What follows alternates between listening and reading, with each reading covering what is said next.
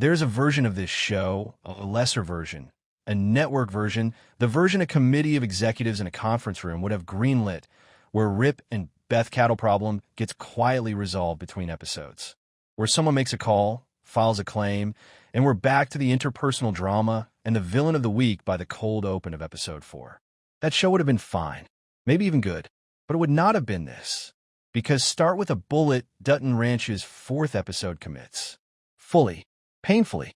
It takes the foot-and-mouth outbreak, that episode 3 left sitting like a lit fuse, and lets it go off. Rip has to kill his entire herd. Every last animal, including the calf he pulled out of a wildfire in the very first episode of this series. The one that was supposed to be a symbol of something surviving against the odds. That calf does not survive. And Dutton Ranch makes sure you feel it.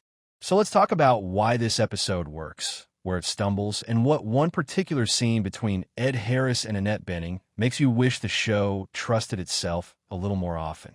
Here is what I keep coming back to with Dutton Ranch, and with Taylor Sheridan's work more broadly. The man is genuinely interested in problems that other television shows would never touch, because other television shows don't know how to make them feel dramatic. Think about the landscape of prestige TV right now. Someone gets murdered. Someone gets haunted. Someone gets wrongly convicted. These are all legitimate stories, but they operate inside a grammar of crisis that audiences have long since memorized. You know the beats. You know roughly when the twist arrives. You know how these things resolve. But what do you do when your entire livestock population has to be destroyed to stop a disease from spreading? That's not a TV problem. That's a real problem. The kind of problem that actual ranching families have faced, and that has ended some of them. And when Rip gathers his cowboys before they begin, when he looks at these men who have worked this land alongside him and says, plainly, that this is one of those days that will follow them to their graves, you believe him. Completely. That's the scene that episode 4 turns on. Not a villain monologue. Not a revelation. Just a foreman preparing his people for something that is going to hurt them in a way they won't be able to explain to anyone who wasn't there. Cole Hauser does extraordinary work in this stretch of the episode, and the direction understands that restraint is the right tool here. No swelling score. No dramatikutavais. Just the work and the weight of it. The calf getting buried in that ditch alongside the rest of the herd is the kind of storytelling choice that earns your trust. The show introduced that animal as a survivor. It spent weeks letting you attach to it as a symbol. And then it took it away without sentimentality because the story required it. That's discipline. That's the show operating at its best. The question the episode raises and mostly declines to answer, because we'll need episode 5 for that, is where Beth and Rip go from here. And it's a genuinely interesting question, not just dramatically, but practically. Is there insurance for something like this? Is there a government program? Is there any structural support available to ranchers facing a catastrophic livestock loss? Or does it simply fall on the family to absorb? Because if it falls on the family and the ranch is already weakened from the wildfire and the Jackson family is circling, then Dutton Ranch is doing something fairly unusual for a TV drama. It's building toward a crisis that is economic and agricultural before it is interpersonal or violent. That's the kind of storytelling that actually respects its audience, because it's asking you to care about something you might not have expected to. And so far, it's working.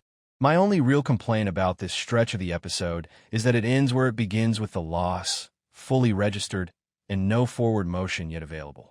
That's a defensible choice. Grief earns its own episode. But it does mean that episode 4, by design, doesn't go anywhere new. It deepens. It doesn't move. Now, can we talk about the scene that almost got away? Because somewhere in the middle of this episode, Ed Harris sits across from Annette Bening and delivers a monologue about a tire swing. That's it. That's the setup.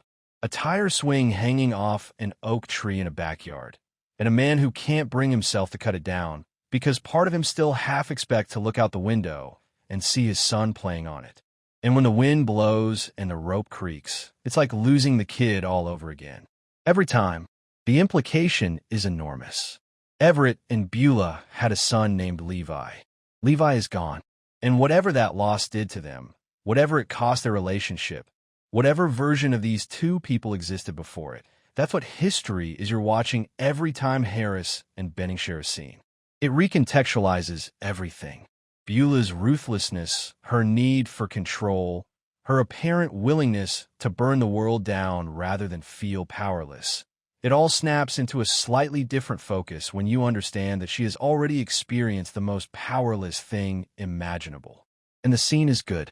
It is genuinely, movingly good. Ed Harris delivers it with the kind of lived-in specificity that only comes from an actor who understands exactly what the words are carrying. But it's 2 minutes, maybe 3, and then we cut back to Carter learning to rope cattle.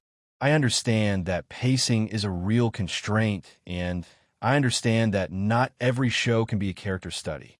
But there's a version of that Everett and Beulah conversation that runs 8 minutes and becomes one of the best scenes this franchise has ever produced, something in the territory of those post-funeral exchanges in Lamb second season that people are still talking about. The material is right there. The performers are right there. And Dutton Ranch chose to move on.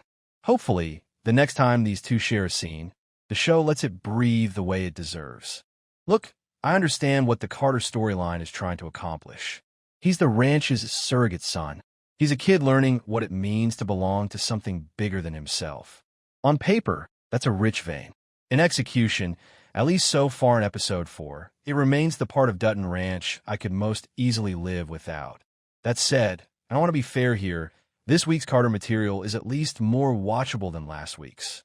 A big part of that is the presence of Raymond McKinnon as a guest star. And if you watched Deadwood, you already know exactly why that's a good thing.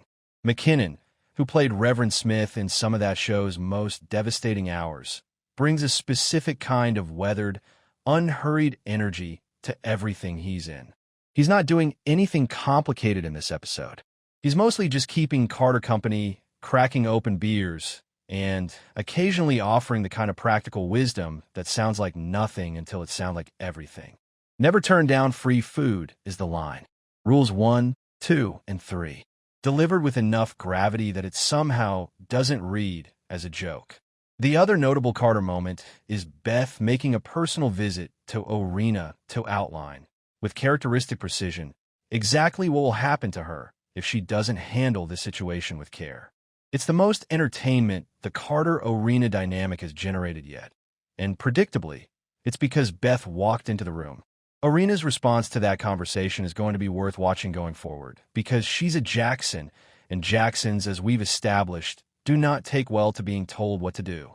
Step back from the individual plots for a second and look at what episode 4 is doing structurally, because I think it's more deliberate than it might feel in the moment. The Dutton Ranch began this season with fire. Now it's dealing with disease. Both disasters are natural, or at least nominally so, and yet both carry the fingerprints of circumstance, of bad timing, of the kind of accumulated bad luck that starts to feel like something other than luck. The Jackson family is not responsible for foot and mouth disease, but they are benefiting from it. And Beth and Rip, ground down by loss after loss, are going to be in a significantly weaker position the next time those two worlds collide directly. That's smart long-game storytelling. You don't just put pressure on characters through direct conflict. You exhaust them first. You take resources. You take animals. You take the things they built from scratch and make them watch it come apart. And then, when the real confrontation arrives, everybody comes to it damaged. The Dutton Ranch is not doomed, but it is hurting. And episode 4 makes certain you understand the depth of that hurt before it lets you look away. Start with a Bullet is not a showy episode. It doesn't arrive with big revelations or explosive turns. What it does is commit to the emotional reality of a catastrophic loss, agricultural, personal, financial, and trust the audience to sit with it. That Everett and Beulah scene deserve more room. The Carter material is still the weakest link. But the cattle massacre is one of the most affecting sequences this show has produced, and it sets up a version of Beth and Rip's fight going forward where the stakes feel completely, unambiguously real. Episode 5 has a lot to answer for. How does this family survive something like this? What does Beth do when the problem in front of her can't be solved by intimidation or legal maneuvering? And where exactly does Everett land in all of it, now that we understand what he's carrying? I'll be watching. So will you. See you next week.